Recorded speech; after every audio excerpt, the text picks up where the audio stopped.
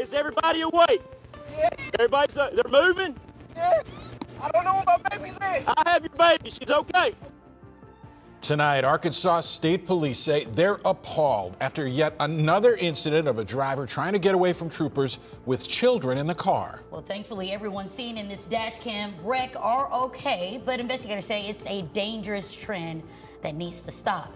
Thanks for joining us tonight for THV 11 News at 6. I'm Jurnee Taylor. And I am Rolly Hoyt. Tonight, we're getting a closer look at this most recent run-in with state police, this one down in Ouachita County.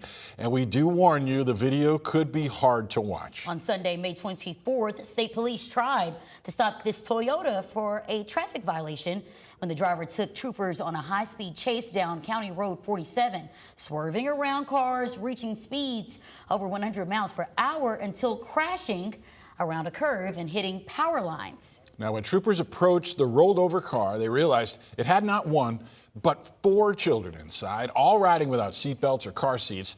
The troopers made sure to get all the kids safely clear before arresting the driver you see there. Meanwhile, State Police Colonel Mike Hager says he's fed up with adults making what he calls irresponsible decisions.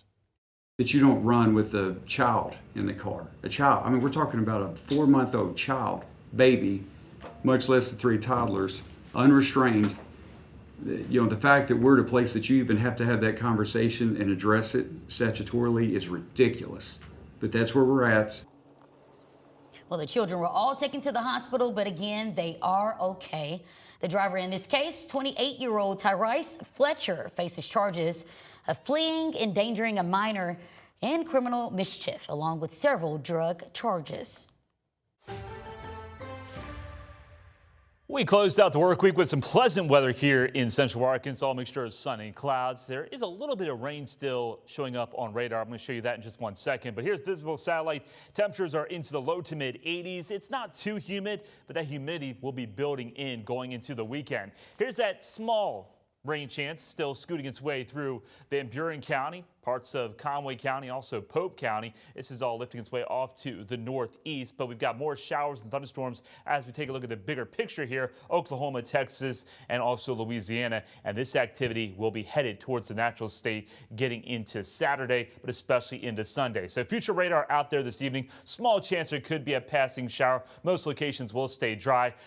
To begin Saturday, expect a little bit of light rain activity in West Arkansas, but you notice what is happening here. For the most part, we're just seeing very spotty activity. The best chance for any showers with thunderstorms will be later for tomorrow into tomorrow evening, especially into West Arkansas and Southwest Arkansas. Temperatures tonight dropping down to the upper 60s to lower 70s, and highs tomorrow with partly sunny skies. We'll see the numbers top out into the mid 80s. More showers and thunderstorms really built in for Sunday. I'll have more on that complete weekend forecast coming up.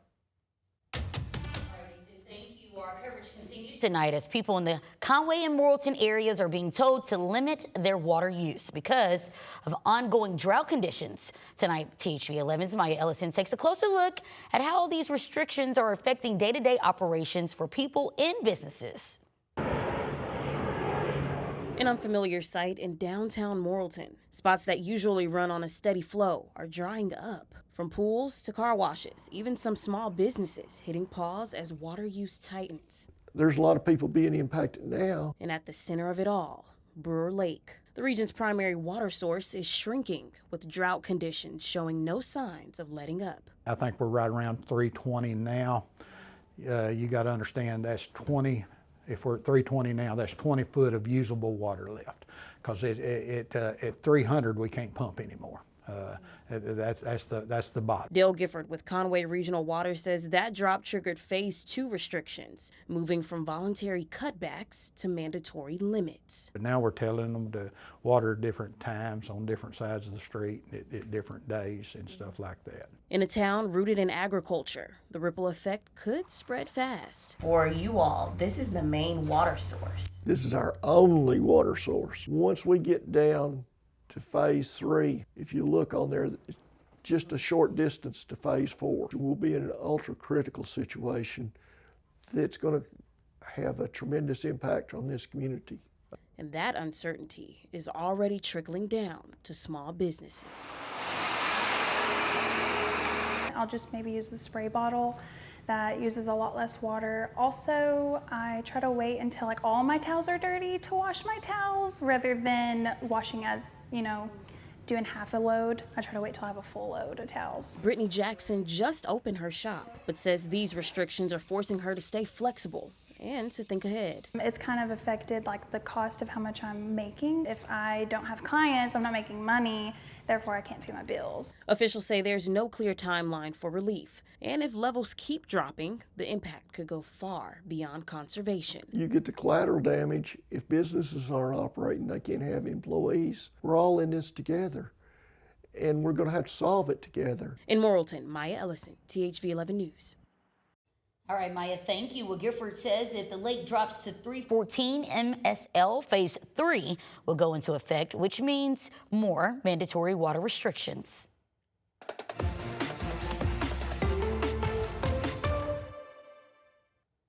Little Rock baseball in uncharted territory, playing in the program's first ever super regional. Game 1 at Troy underway, and well, it started pretty well. Little Rock jumped out to a 1-0 lead after the first half inning.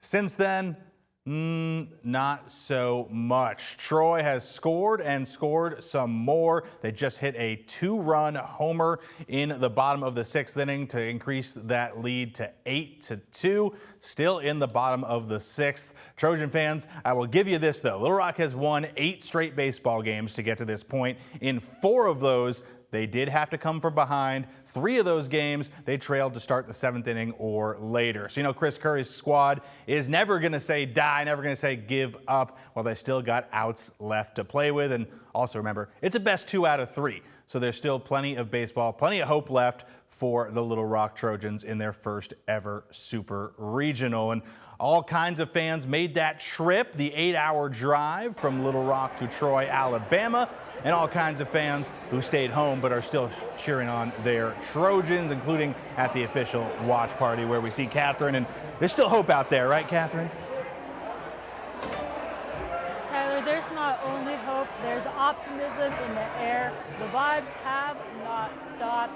It's loud in here, I'm not sure if you can hear, but it's still a packed house in here. There's a lot of Trojan logos, all hoping to get to Omaha.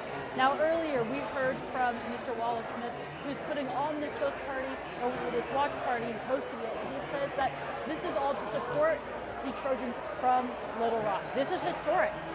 As you just said, Tyler, this is a historic season, and everyone's hoping that this ends in another historic way in Omaha, like I just said. So we're at the top of the 7th. We just changed innings, so we're going to continue to stay and just see how tonight goes. Hopefully there's a chance that they can come back and win tonight and go into tomorrow with a win under their belt. So we'll continue to watch live here in Little Rock. Catherine Williams, THV 11 News.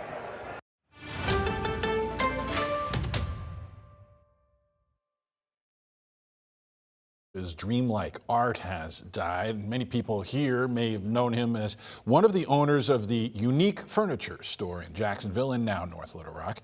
THV 11's Tanya Motorzitsky spoke with his wife about the man behind the paintings. His paintings hang in museums and galleries across the globe. He actually have about 53 one-man show and also over 100 of the group shows. So his heart, his soul, and he won't be an artist all his life. But for his family, Ray Sui-Hoku was more than an internationally recognized artist. He's a very kind man, and also he's a fantastic artist. And anytime you know we are very big in the community, you know, everything that people need will be there. Ray and his family moved here in 1996 and opened Unique Furniture and spent more than 6 decades creating colorful, dreamlike paintings that earned him recognition overseas. What he believes is he has his own style. I think that's more important than anything else. He has his own ideas. His work is displayed in major collections in Malaysia, Singapore, and Australia, and he remained active as an artist well into his 80s. His wife, Sue, says he lived and breathed art and is so proud of him. I'm very proud of him. We miss him. I miss him. But his art is going to be forever. She's hoping his art and legacy inspires the next generation of artists. We will hopefully next time we can get together and put this art community bigger and have more either young people or adult to create more artistic different pieces. I think that would be accomplish his dream. In North Little Rock, Tanya Motorzitsky, THV 11 News.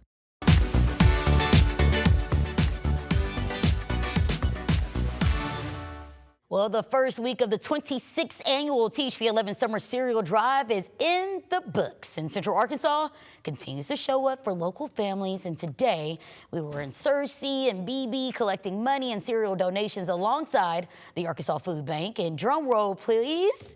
Thank you, Rolly. Here's a, oh, you got that Rolly drum roll? Okay. All right, let me stay focused. Here's a look at our week 1 totals. You've already helped us collect over 27,000 boxes of cereal, and let's keep it going. We'll be out in full force again next week at community drop-off sites. You can find that full schedule right now on our website. That is thv11.com.